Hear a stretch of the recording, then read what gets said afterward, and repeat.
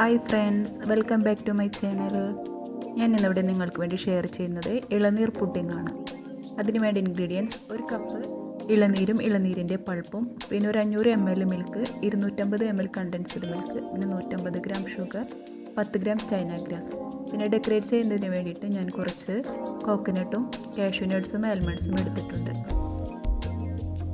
ഞാനിവിടെ ഗുഡ് ലൈഫിൻ്റെ പാലാണ് എടുത്തിരിക്കുന്നത്. നിങ്ങളുടെ കയ്യിൽ ഏത് പാലാണോ ഉള്ളതെന്ന് വെച്ചാൽ അത് എടുക്കാം കേട്ടോ. ഈ 10 ഗ്രാം ചൈന ഗ്രാസ് നമുക്കൊരു ബൗളിൽ എടുത്തിട്ട് അതൊന്ന് ഒരു ഗ്ലാസ് വെള്ളം ഒഴിച്ചിട്ട് 5 മിനിറ്റ് സോക്ക് ചെയ്യാൻ വയ്ക്കാം.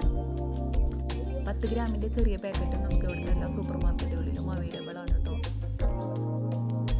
അതിനുശേഷം നമുക്ക് പുഡിംഗ് തയ്യാറാക്കുന്നതിന് ആവശ്യമായിട്ടൊരു പാൻ എടുക്കുക. ആ പാനിലേക്ക് നമ്മൾ എടുത്ത് വെച്ചിരിക്കുന്ന 500 ml മിൽക്ക് കൂടിയിട്ട് ചേർത്ത് കൊടുക്കാം. അതിലേക്ക് 150 ഗ്രാം എടുത്ത് വെച്ച് പഞ്ചസാരയും നമുക്ക് ചേർത്ത് കൊടുത്തിട്ട് ഇളക്കി കൊടുക്കാം. പിന്നെ മറ്റൊരടുപ്പിൽ നമുക്കൊരു പാൻ വെച്ചിട്ട് അതിലേക്ക് നമ്മുടെ ചൈന ഗ്രാസ് ഒന്ന് മെൽറ്റ് ചെയ്തെടുക്കാം. ഞാൻ ഒരു ഗ്ലാസ് വെള്ളം കൂടി അതിലേക്ക് ഒഴിച്ചിട്ട് ആണ് ഇത് മെൽറ്റ് ചെയ്തത് കേട്ടോ. ചൈന ഗ്രാസ് എപ്പോഴും നമ്മൾ ഒഴിക്കുമ്പോൾ ചൂടോട് കൂടി തന്നെ നമ്മൾ അതിൽ ഒഴിക്കാൻ നോക്കണം കേട്ടോ, പുഡിങ്ങിൻ്റെ ഇതിലേക്ക് മിശ്രിതത്തിലേക്ക്.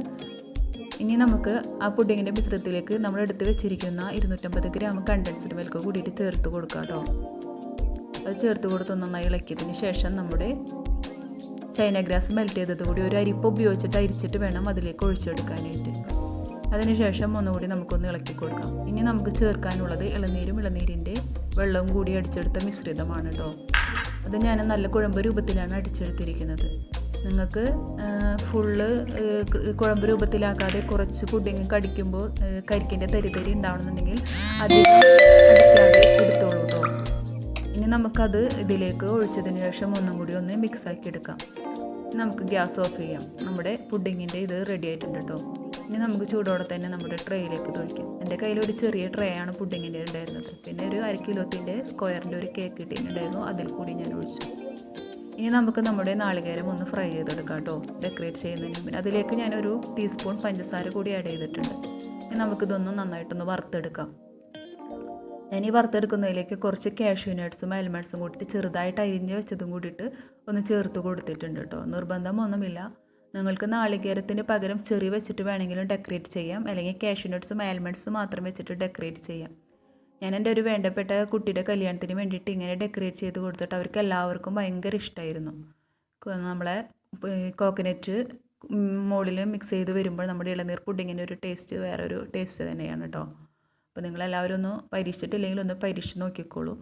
ഇനി നമുക്കിത് ഒന്ന് ചൂടായിട്ട് വന്നതിന് ശേഷം ഓഫ് ചെയ്ത് വെക്കാം. എന്നിട്ട് മിക്സിയിലൊന്ന് ചെറുതായിട്ടൊന്ന് ക്രഷ് ചെയ്യാം കേട്ടോ. കണ്ട, ഇതുപോലെ ഞാനൊന്ന് ക്രഷ് ചെയ്ത് എടുത്തിട്ടുണ്ട്. നമ്മുടെ പുഡിങ് ഈ സമയം കൊണ്ടൊന്ന് ചെറുതായിട്ടൊന്ന് സെറ്റായിട്ടുണ്ടാവും. ഇനി അതിൻ്റെ മേലേക്ക് നമുക്കൊന്ന് ഡെക്കറേറ്റ് ചെയ്യാം.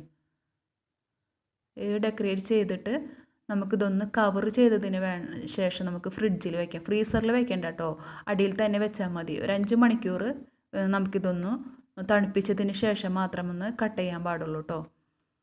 അപ്പോൾ എൻ്റെ പുഡിങ് ഇവിടെ റെഡി ആയിട്ടുണ്ട്. ഇനി നമുക്കിതൊന്നൊരു കവർ ഉപയോഗിച്ചിട്ട് കവർ ചെയ്തതിന് ശേഷം ഒന്ന് ഫ്രിഡ്ജിൽ വെക്കാം. ഞാനിതിപ്പോൾ രണ്ടും കവർ ചെയ്ത് ഫ്രിഡ്ജിൽ സൂക്ഷിക്കുന്നുണ്ട്. അപ്പോൾ 5 മണിക്കൂർ കഴിഞ്ഞ് ഞാൻ എൻ്റെ പുഡിങ് പുറത്തെടുത്തപ്പോൾ കറക്റ്റ് അത് സെറ്റായിട്ട് വന്നിട്ടുണ്ട്. ഷുഗറിനേക്കാൾ കൂടുതൽ ഞാൻ കണ്ടൻസ്ഡ് മിൽക്കാണ് ആഡ് ചെയ്തത് കേട്ടോ. അപ്പോൾ അത് കാരണം നല്ല ക്രീമി പരുവത്തിലേക്ക് കിട്ടും നമ്മുടെ പുഡിങ്. കണ്ടോ, നമ്മുടെ പുഡിങ് ഇവിടെ റെഡി ആയിട്ടുണ്ട്. എല്ലാവർക്കും എൻ്റെ ഈ റെസിപ്പി ഇഷ്ടമായിട്ടുണ്ടാവുമെന്ന് കരുതുന്നു. എല്ലാവരും ലൈക്ക് ചെയ്യണം, കമൻറ്റ് ചെയ്യണം. സബ്സ്ക്രൈബ് ചെയ്യാത്തവരുണ്ടെങ്കിൽ സബ്സ്ക്രൈബ് ചെയ്യണം. Thank you friends.